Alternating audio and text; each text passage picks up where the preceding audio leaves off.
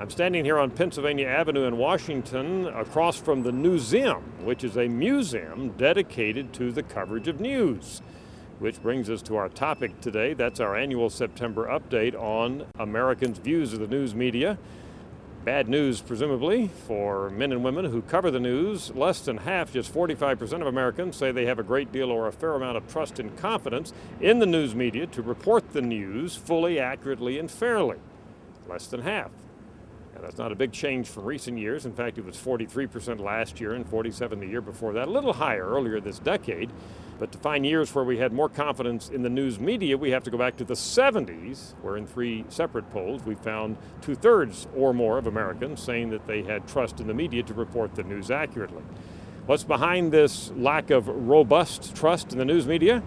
Well, some of it may be due to the fact that Americans tilt towards saying that the news media are too liberal. This is a remarkable trend. We've asked this question every year of this decade. Is the news media too conservative, too liberal, or about right in its coverage of the news? And look at the numbers. 45% of Americans say that the news media are too liberal. And that's been about where that's been this entire decade.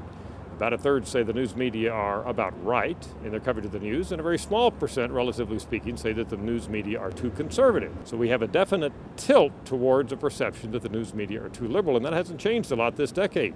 What's behind that? Well, look at Republicans. Almost 3/4 this year of Republicans tell us that the news media are too liberal. Independents, they tilt in that direction. Democrats, on the other hand, a majority say the news media are about right. In fact, as many Democrats say that the news media are too liberal as say they are too conservative. So this is very one-sided. It is Republicans that have this strong perception that the news media are biased and tilted towards the liberal point of view. Bottom line out of all of this, we are at a point in American history where less than half of Americans say they have trust in the news media to report the news accurately, and just a little less than half of Americans tell us they think the news media are too liberal.